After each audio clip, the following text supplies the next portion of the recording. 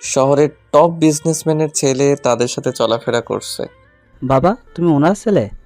জি sir, উনি আমার আব্বু। কথাটা বলতেই প্রিন্সিপাল স্যার সেই লেভেলের শক খেয়ে গেল মনে হচ্ছে। এখনই কিছু একটা হয়ে যাবে তার। তুমি? স্যার কিছু বলতে চাচ্ছেন? বলেন, সমস্যা নেই। তুমি কি আমাকে বলার মতো অবস্থায় রাখছো? আর তুমি যে এনার ছেলে, আমাকে আগে বলো নাই কেন? আমি আব্বুর পরিচয় দিয়ে চলাফেরা করতে চাই না, তাই কাউকেই বুঝতে দেই নাই এই কথাটা। আর যদি আপনাকে এই কথাটা বলতাম তাহলে আপনি আমাকে অন্যদের চেয়ে আলাদা চোখে দেখতেন, আমাদের প্রতি এক্সট্রা যত্ন নিতেন। কিন্তু আমি চাই অন্য সকলের মতো থাকতে। আর আব্বু নামকরা বিজনেসম্যান হয়েছে বলেই বড়াই করে বেড়াতে হবে নাকি? আমি সাধারণভাবে চলাফেরা করতে চাই, যেমনটা অন্যরা করেই থাকে।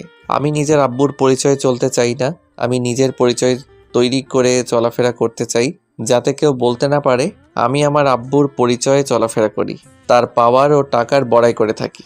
আমি সকলের মন জয় করে তাদের সাথে চলাফেরা করতে চাইছিলাম, আর নিজেকে অন্যদের মতো রাখতে চাই, যাতে তারা আমার সাথে মিশতে সংকোচবোধ না করে।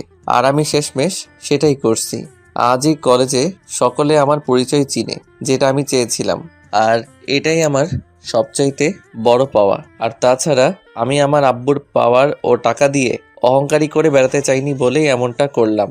এই না হলে আমার ছেলে। সত্যি আজকে তোর উপর গর্ববোধ করছি আমি। I am proud of you আমার ছেলেটা। থ্যাংক ইউ আব্বু। তুমি সত্যি আমাকে অবাক করে দিলে। আমি এই প্রথম এমন একজনকে দেখলাম যার কাছে এত পাওয়ার ও টাকা থাকার পরেও সে সাধারণভাবে চলাফেরা করে। আর বাবা, তুমি নিজেকে বাকিদের সাথে তুলনা করো। আসলে বাবা, তোমার মতো ছেলে তেমন দেখা যায় না। আর আমি সত্যিই ভাগ্যবান তোমার মতো একজনকে আমাদের কলেজে দেখে, যার মধ্যে না আছে অহংকারী, না আছে কোনো টাকার বড়াই। অথচ আমি এই কলেজে এমন কিছু ছেলে মেয়ে দেখছিলাম যাদের তোমার থেকেও কম ক্ষমতা থাকার পরেও তারা তাদের ক্ষমতা দিয়ে দাপটগিরি করে গেল।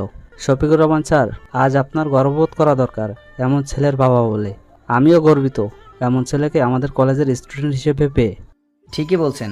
তবে আমার ছেলেকে নিয়ে অনেক আগে থেকেই আমি গর্ববোধ করি, কারণ আমি তার মনোমানসিকতা ও আচরণ সম্পর্কে আগে থেকেই জানি।